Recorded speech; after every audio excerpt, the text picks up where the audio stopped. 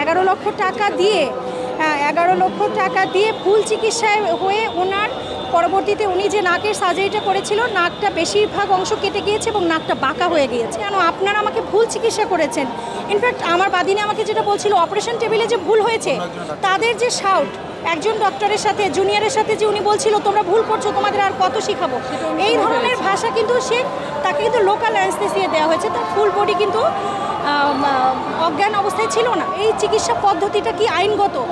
এই জন্যই আমরা এইটা জনস্বার্থে আমরা মামলাটা করেছি এবং মাননীয় আদালত আমাদের আর্জিতে সন্তুষ্ট হয়ে বাদিনীকে শুনে সন্তুষ্ট হয়ে এফআইআর দিয়েছে। আজকে যে মামলাটি হলো সেটা আমরা সিএমএম আদালতের এসএসএম কোর্ট 3 নম্বর আদালতে দায়ের করেছি। মামলাটির ধারা হচ্ছে 420, 326 খ, 338, 506(2)/107 দণ্ডবিধি। তো মামলাটি সম্পর্কে বলতে গেলে যেটি বলতে হচ্ছে, প্রথমত আমার যে বাদিনী সুমি আক্তার, উনি একজন মধ্যবয়সী একজন মেয়ে এবং উনি এই যে আমাদের যে আসামি আছে Iqbal Hossain, doctor Iqbal Ahmed, Bangladesh cosmetic surgery এর যে স্বত্বাধিকার আছেন ইকবাল আহমেদ, ওনার বিভিন্ন চটকদার বিজ্ঞাপন অনলাইনে অহরহ আমরা দেখতে থাকি। সব সময় এই বিজ্ঞাপনগুলো আমাদের সামনে আসে এবং আমরাও কিন্তু, আপনারা যারা সোশ্যাল মিডিয়ায় অ্যাক্টিভ তারা কিন্তু ভদ্রলোককে চেনেন, জানেন।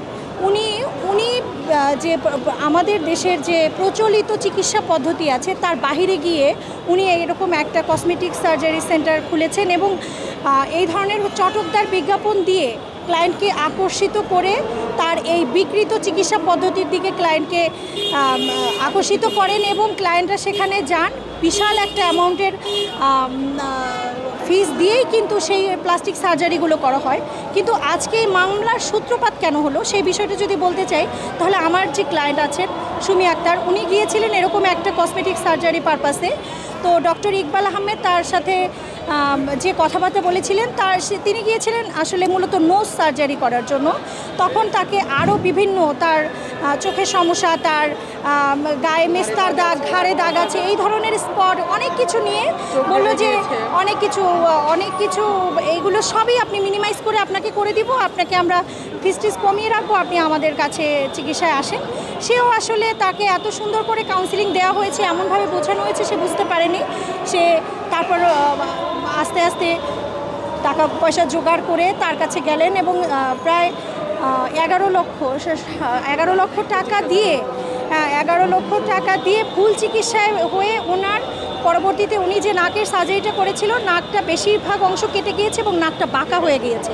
তো বাঁকা, হ্যাঁ, বাহির সাইডে কেটে ফেলেছে, ওরকম কথা ওনার সাথে ছিল না। এবং যেহেতু উনি কেটে নাকটা ডেবে গিয়েছিল, ওই ডাবা অংশটাকে যাতে আপাত দৃষ্টিতে ঠিক দেখানো যায়, বুঝতে না পারা যায়, ওই জন্যই কিন্তু ভিতরে সিলিকন এবং কৃত্রিম কিছু উপাদান দিয়ে নাকটাকে, রাসায়নিক উপাদান দিয়েই কিন্তু করেছে, নাকটাকে আপাত দৃষ্টিতে যাতে ঠিক দেখানো যায় ওটা মিনিমাইজ করেছে উনি। কিন্তু পরবর্তীতে যখন বাঁধুনি দেখলেন, ব্যান্ডেজ খোলার পরে নাকের যখন স্বাভাবিক পরিস্থিতি চলে এসছে, যখন অ্যানেস্থেসিয়া ছিল তখন তো তিনি বুঝতে পারেননি।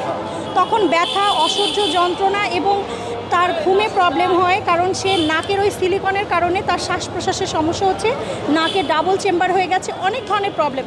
এই যে ক্রিটিক্যালিটিটা অ্যারাইজ করলো, তখন উনি কী করলেন, উনি ডক্টর সাহেবের কাছে আবার গেলেন যে পরবর্তীতে ফলো আপের জন্য যে আমার এগুলো হয়েছে, আমি এখন কি করব। সেক্ষেত্রে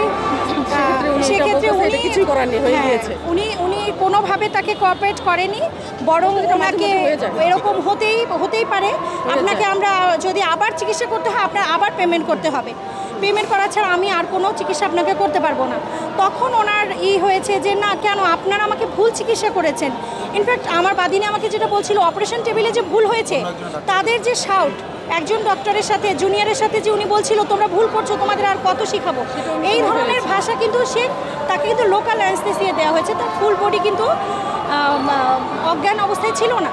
তো তার কারণে তার কানে ওগুলো এসেছে। পরবর্তীতে সে বুঝতে পেরেছে যে ভুল চিকিৎসা হয়েছে। পরবর্তীতে ডক্টর কিন্তু তাকে কোনো ধরনের রেমেডি প্রদান না করে আবার ফার্দার তার কাছে আবার টাকা ডিমান্ড করলেন। তো আমার কথা হচ্ছে, এই যে ডক্টর সাহেব আছেন, উনি Bangladesh medical and dental council দ্বারা তিনি কি অনুমোদিত, তার এই চিকিৎসা পদ্ধতি কি আইনগত, এটা আমরা এর জন্যই মামলাটা করেছিলাম। এবং মাননীয় আদালত আমাদের সন্তুষ্ট হয়ে এই যে এরকম পার্মানেন্ট ডিসলোকেশন করে দিল, নাকটা যে এভাবে অঙ্গহানি করলো, চেহারা পরিবর্তন করে ফেললো, তাহলে এই যে উনি এটা করলো, এই চিকিৎসা পদ্ধতিটা কি আইনগত, এই জন্যই আমরা এইটা জনস্বার্থে আমরা মামলাটা করেছি। এবং মাননীয় আদালত আমাদের আর্জিতে সন্তুষ্ট হয়ে বাদিনীকে শুনে সন্তুষ্ট হয়ে এফআইআর দিয়েছে। 7 দিনের মধ্যে এফআইআর দিয়েছে, সংশ্লিষ্ট থানাকে এফআইআর নিতে বলেছে। এবং আমাদের আরও কলিগরা আছে, ওনারা আরও বিস্তারিত বলবেন, বাদিনী আছে বলবেন, আপনারা